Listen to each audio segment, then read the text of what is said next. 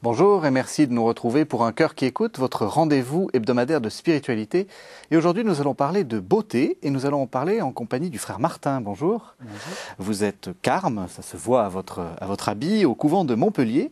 Vous avez 34 ans, vous êtes tout jeune, vous êtes un jeune carme et vous avez une formation de liturgie et vous êtes spécialiste, enfin vous êtes, comment on dit, chef de chœur, maître de chœur. C'est le titre officiel. Spécialiste de musique, ce qui nous permettra de parler de beauté musicale.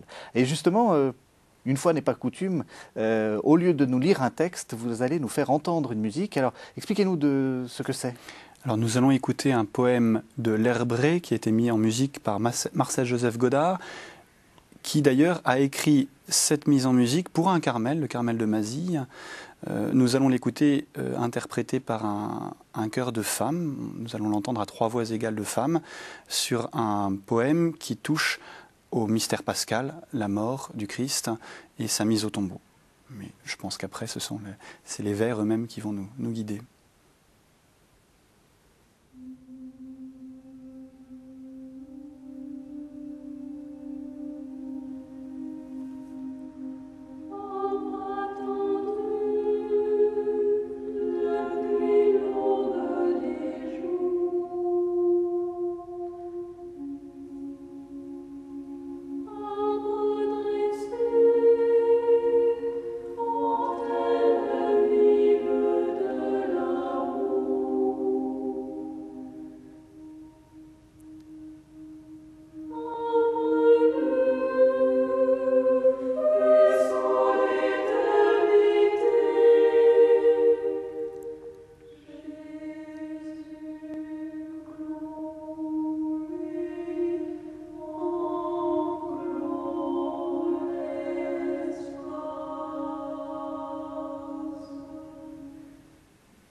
Est-ce que c'est beau? Ça dit la beauté. La question du beau n'est pas une question en soi. Le beau est une question de relation et de rencontre, de proximité aussi. J'ai choisi cet extrait parce qu'il s'agit d'emblée de liturgie. Et pour moi, à la fois parce que c'est mon expérience et parce que c'est l'expérience de l'Église, et l'expérience de beaucoup, y compris des personnes qui ne sont pas de l'Église, voire qui en sont fort éloignées. La liturgie est un lieu tout à fait étonnant de manifestation de celui qui est beauté. Je pense que lorsqu'on parle de beauté, on ne parle pas de ce qui est beau, il y aurait ce qui est beau et ce qui n'est pas beau. Il y a ce qui révèle sa beauté, et d'autre part, il y a aussi ce qui est enlaidi, parce qu'il n'y a pas seulement ce qui est beau et ce qui est laid, mais il y a ce qui est beau, touché par la beauté et révélant la beauté, il y a ce qui est enlaidi. Et quand je dis enlaidi, je pense spécialement à des personnes, puisqu'on ne parle pas de beauté des choses, mais davantage encore de beauté d'autrui. Dans cette musique, qu'est-ce qui fait qu'on a ce sentiment de la beauté, cette manifestation de la beauté? C'est le fait que c'est lent et un peu méditatif, et que ça serait une sorte d'écho à des sentiments qui nous semblent beaux, ou c'est parce qu'on sent quelqu'un derrière? On sent quelqu'un derrière, bien évidemment. Le beau ne se produit pas. Si nous cherchons à entrer, le beau ne se produit pas, il nous traverse. Oui. Et la beauté nous transforme. Ou la beauté dit quelque chose d'une promesse de transformation. Et quand je parle de transformation, je parle bien évidemment de ce que fait la grâce en nous. C'est très concret. J'ai fait écouter ce chant, mais au fond, c'est rare que j'écoute de la musique. Je la chante et je la fais chanter. Oui. Et ce qui m'intéresse, c'est que, écoutant cette musique, chantée par un chœur professionnel, il est vrai, mais prévu pour une communauté monastique, ce que je veux, c'est faire entendre l'expérience de beauté qui est celle de chacun d'entre nous lorsque nous-mêmes nous sommes habités par cette musique, parce que nous la chantons. Oui. Il est difficile pour moi d'écouter cette musique sans la chanter. Oui. Il faut participer à la musique. Vous êtes les gens qui vont au concert ou ils n'ont pas la même perception de la beauté, vous croyez? C'est une porte. C'est une porte. Un acteur de théâtre le sait. Il se tisse quelque chose entre lui et son public. Un acteur d'opéra le sait davantage encore parce que lorsqu'on chante, on s'expose davantage et d'une certaine manière, un chant qui n'est pas reçu, qui n'est pas écouté, c'est quelque chose de terrible. Un chanteur d'opéra qui se briserait la voix dans son plus grand air, c'est plus qu'un ratage, c'est pathétique au sens fort. C'est quelque chose de... Ça ne m'est jamais arrivé, je fréquente fort peu l'opéra, mais c'est quelque chose de saisissant. Parce que tout d'un coup, derrière tout le décorum d'un opéra, on rejoint une personne qui chante, et qui chante par tout son être, par tout son corps, par toute sa sensibilité, par toute son histoire. On le vit éminemment en liturgie. C'est-à-dire que pour vous, la beauté du chant, c'est aussi la beauté humaine qui transparaît. C'est-à-dire que le chant est là comme une sorte d'aide ou de béquille pour laisser montrer quelque chose. De respiration. Le chant, techniquement parlant, le chant est une gestion de la respiration. Oui. Mais la respiration, nous savons combien, lorsque l'on parle de quelqu'un qui a le souffle court ou de la voix qui se brise par l'émotion, nous percevons combien au travers de la voix et du souffle se traduit l'émotion et l'état intérieur. Vous l'évoquiez tout à l'heure, en l'évoquant comme une mauvaise hypothèse, le beau n'est pas quelque chose qu'on produit, le beau n'est pas, on n'est pas dans ce domaine-là. Dans le chant, nous percevons très bien que nous sommes dans la manifestation du beau. Nous sommes dans la manifestation du beau, et lorsque nous nous risquons à chanter, nous faisons passer, nous sommes incorporés, enfin en plein de sens du reste, hein. Nous découvrons combien nous sommes incorporés, et en même temps nous sommes incorporés au corps de beauté. La beauté nous dépasse. Lorsque je chante, j'atteins celui qui a 5, 10, 50 mètres de moi. Je communique avec lui, je n'abolis pas l'espace, mais je le franchis. Je n'abolis pas mon propre corps, mais j'en sors, je m'exprime. Il faut éviter de voir la beauté d'une manière seulement esthétique, comme un réservoir de belles images ou un réservoir d'expression de sentiments. Lorsque je chante, je n'exprime pas seulement des sentiments, je participe à ce que j'exprime, à ce que j'évoque, ultimement dans la liturgie, bien sûr. Alors, oui, vous dites ultimement dans la liturgie, justement, c'était la question que j'allais poser. C'est facile de se dire ça pour des chansons, enfin pour des chants, pardon, qui sont des chants spirituels, parce qu'on peut supposer qu'en même temps, vous y mettez du sens, vous y mettez... Bon. Est-ce que ça serait la même chose pour des chansons ? Je ne sais pas si un carme a le droit de chanter des chansons à boire, mais est-ce que je ne veux pas savoir. Est-ce que justement on n'investit pas plus de beauté parce que, enfin, on reçoit plus la beauté parce que on y investit la spiritualité. Lorsque je dis si vous saviez, ce n'est pas seulement galéjade. Le chant commence dès qu'on chante. Oui. Donc il n'y a pas, si vous voulez, il y a bien évidemment des seuils, des passages, mais il n'y a pas de rupture entre la chanson que l'on chante par plaisir entre frères lorsqu'il nous arrive de chanter en récréation. Ça arrive, un frère sort une guitare et puis on chante des chants qu'on aime bien, qui sont tout à fait profanes, ou des chansons classiques, ou que sais-je. Bon. Nous sommes déjà dans l'expérience du chant. Mais il est vrai aussi que lorsque nous chantons, et particulièrement en liturgie,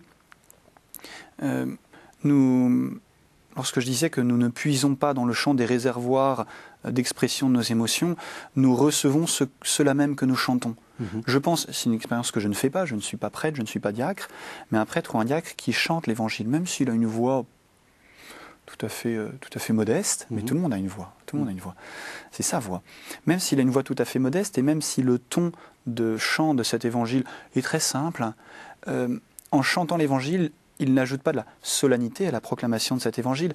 D'une certaine manière, il en vient à célébrer cela même qu'il est en train d'annoncer. Dans le chant, celui qui chante l'évangile célèbre en même temps les mots qui passent par ses lèvres, qui ne sont pas ses mots, et que d'une certaine manière, il ne cesse de découvrir. Le chant ajoute à la simple énonciation. Le chant célèbre cela même que nous énonçons, ou cela même que nous désignons, ou cela même que nous vivons. Et pourquoi ? Pourquoi ça ajoute... Je veux dire, pourquoi est-ce que le fait de le dire est moins fort que de le chanter ? Pour un certain nombre de raisons assez complexes, parce que je disais précédemment que nous chantons avec tout notre être, tout notre corps, j'ai toujours sur moi un diapason et je fais cette expérience avec des enfants, de leur faire percevoir que s'ils n'avaient pas d'eau, ils ne pourraient pas chanter. S'ils n'avaient pas d'ossature, ils ne chanteraient pas, il n'y aurait pas de caisse de résonance. Oui. Bon. Donc nous chantons avec notre corps. Nous chantons aussi avec notre nervosité ou notre détente.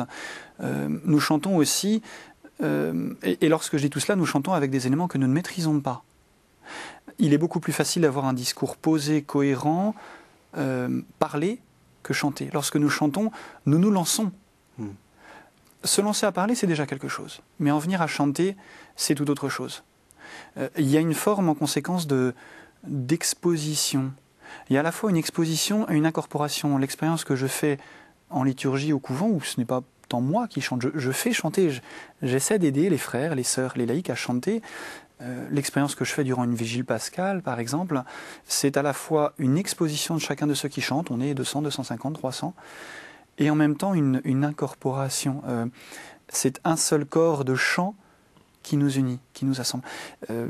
On franchit un pas qui est d'abord anthropologique et qui est fondamentalement spirituel. Prêter ses lèvres, tout son corps aussi, à une parole qui vient de plus loin que nous et qui va avoir une efficacité étonnante, parce que lorsque nous chantons, je crois que nous sommes davantage encore à l'écoute de ce que nous chantons. Lorsque nous chantons les psaumes, on peut les chanter de manière mécanique, mais on peut aussi être le premier auditeur de ce qui vient de nos lèvres, qui passe par nos lèvres. Le verbe, l'intensité de ce que nous chantons ne vient pas de nous. Elle vient du Verbe lui-même. Vous dites que c'est une expérience spirituelle. C'est très intéressant parce que il se passe quoi? On a souvent l'impression que l'expérience spirituelle, c'est je suis dans le silence et Dieu vient me visiter. Or là, je suis dans le bruit, je ne suis pas tout seul et je ne fais pas quelque chose où Dieu me parle. Vous voyez ce que je veux dire? Alors, est-ce que mon image de l'expérience spirituelle est fausse ou est-ce que, vous voyez, est-ce qu'il se passe quelque chose d'autre? Alors, l'image de l'expérience spirituelle, nous en avons toujours plusieurs. Bien sûr. Et il s'agit de reconnaître, il y a d'une part ce qui est de l'ordre de la spiritualité telle qu'on peut l'entendre, y compris lorsqu'on parle avec d'autres traditions religieuses, voire non religieuses, mais spirituelles, stricto sensu. Mais là, nous parlons bien d'une expérience de l'Esprit Saint. Oui. Et je pense que dans le chant, y compris lorsque le chant se brise, dans le chant, c'est une porte ouverte à ce que l'Esprit Saint peut donner. Je disais, nous faisons entendre un autre verbe que le nôtre.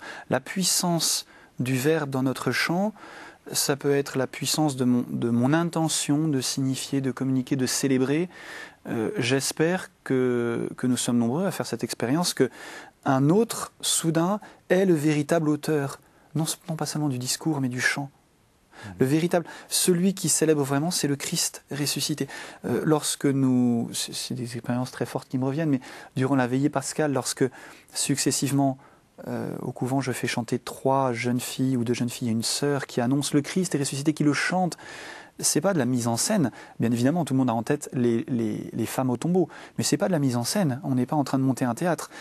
Nous faisons cette expérience que dans la communication de ces 3 femmes qui chantent dans l'assemblée, au bout de 2 heures de vigile pascale, le Christ est ressuscité, toute l'assemblée va lui répondre. On fait l'expérience d'une communication que nous ne maîtrisons pas. Et je crois que précisément parce que le chant nous rend toujours fragiles, on va très loin dans cette expérience de non-maîtrise. C'est beaucoup plus qu'une communication, c'est proprement une annonce. Je crois qu'il y a à la fois le Christ et l'Esprit Saint. Il y a bien les deux. L'Esprit, souvenons-nous, l'Esprit vient du souffle, le souffle qui porte, à la fois l'inspiration et l'expire du chant de la parole, et d'autre part le Christ comme intensité. Le Christ est ressuscité, ça fait des milliers de fois que depuis que petit, nous l'avons entendu, nous l'avons nous-mêmes chanté. Pourtant, l'intensité, la force qui passe au travers de ce chant, au travers de ces 3 voix de femmes qui, d'une année sur l'autre, sont parfois plus timides, ou au contraire très assurées, l'intensité qui passe au travers de leur chant ne vient pas d'elles.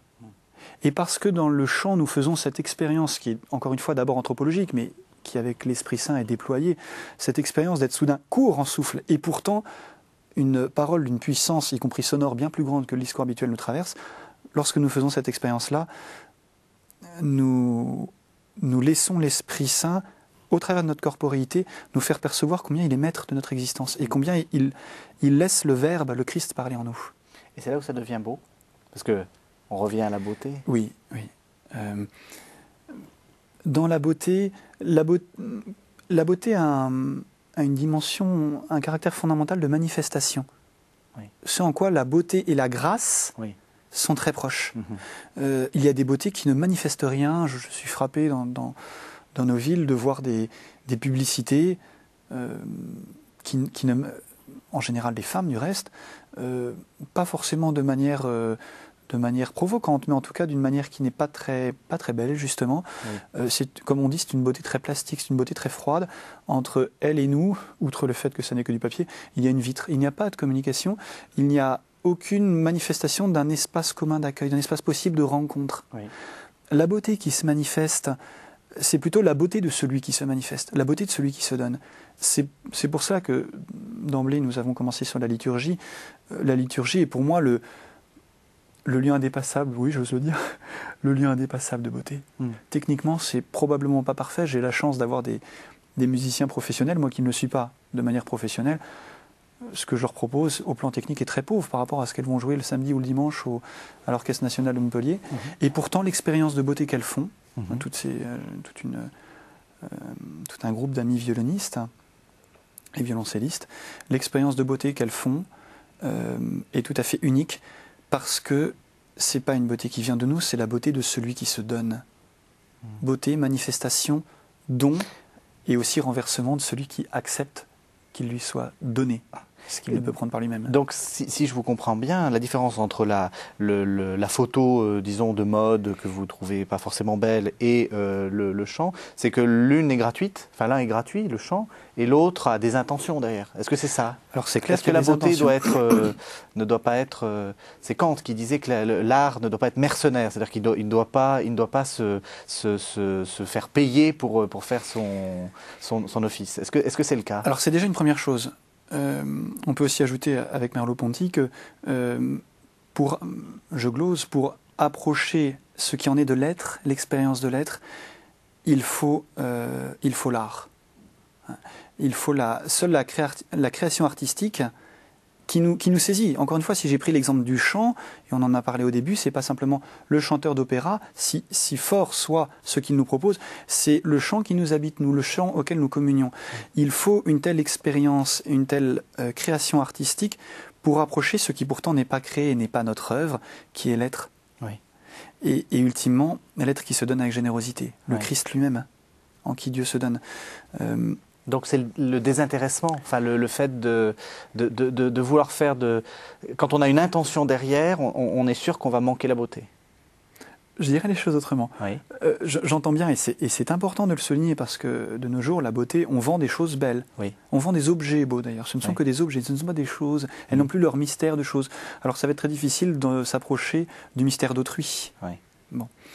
La beauté, si on en parle en termes de grâce, elle a cette double signification de don, mais aussi de manifestation de ce don. Si vous voulez, la beauté, c'est la grâce en tant qu'elle se manifeste.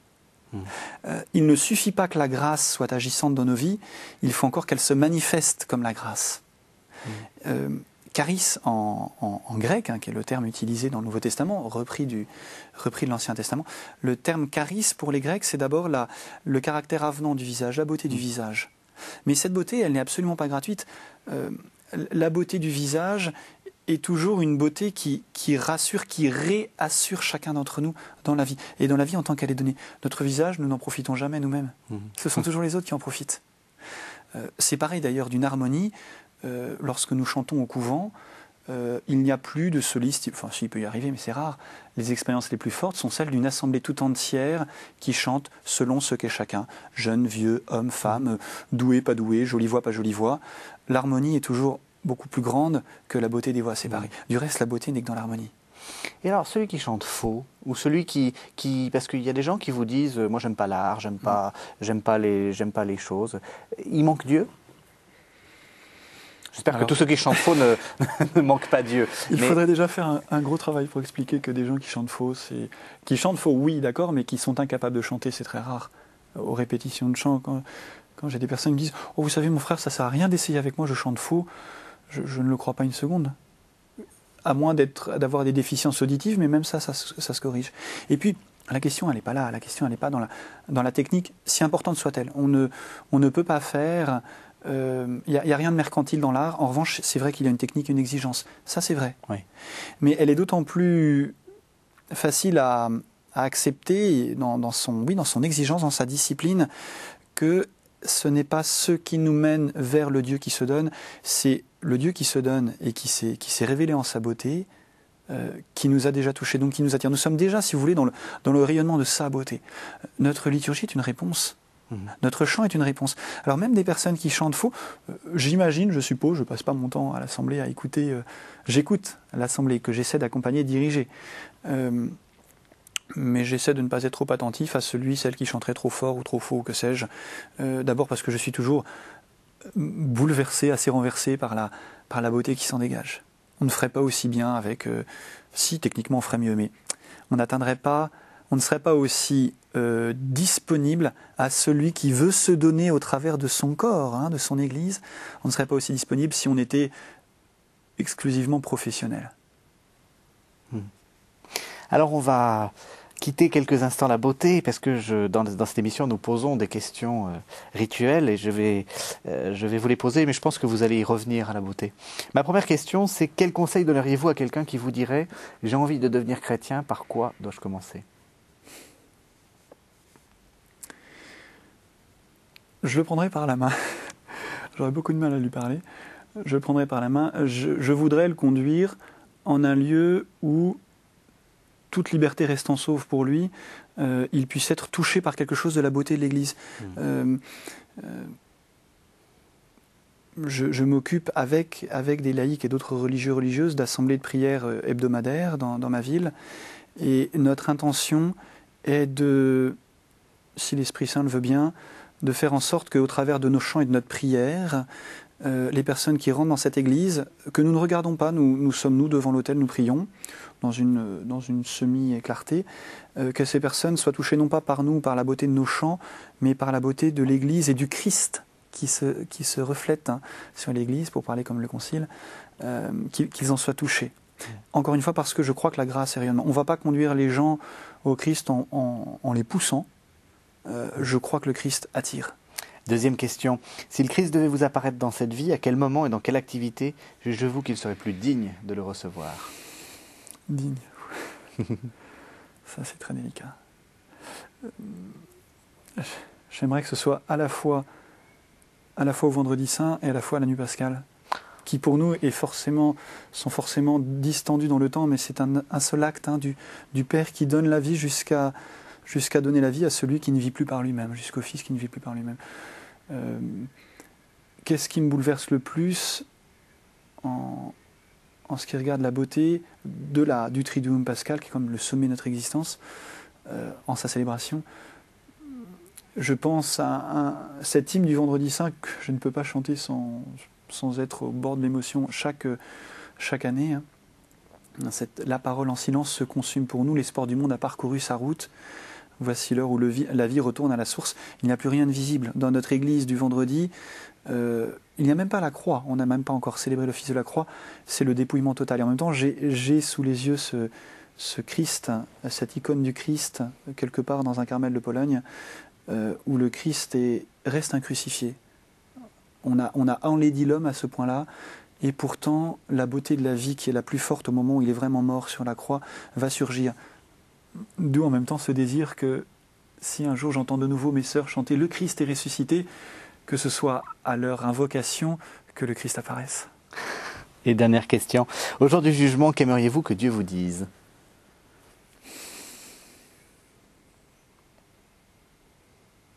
N'aie pas peur. Je ne sais pas, ça me laisse tout à fait interdit comme question. Venant de lui, ça ne peut être que... J'ai en tête ce qu'il m'arrive d'utiliser comme approche pour introduire les personnes à la prière, qu'il s'agisse d'enfants de 5-6 ans ou de personnes adultes, voire âgées. Dans la prière, Dieu s'adresse à vous. Mais Dieu s'adresse à tel point qu'avant même de parler, il s'est adressé à vous. Et je pense que au dernier jour, au face-à-face, il nous paraît évident que depuis toujours il s'adresse à nous, sinon nous ne serions pas venus à l'existence et nous n'aurions jamais osé balbutier vers lui. Et cette adresse, soudain, à la fois se remplit de mots et à la fois est sans discours. L'adresse en son intensité suffit. Et nous ne devenons nous-mêmes, j'espère, par sa puissance, ne plus devenir que réponse à son adresse. Je ne vois pas quoi. Merci beaucoup, frère Martin. Merci, on a été ravis de vous recevoir. Avec plaisir.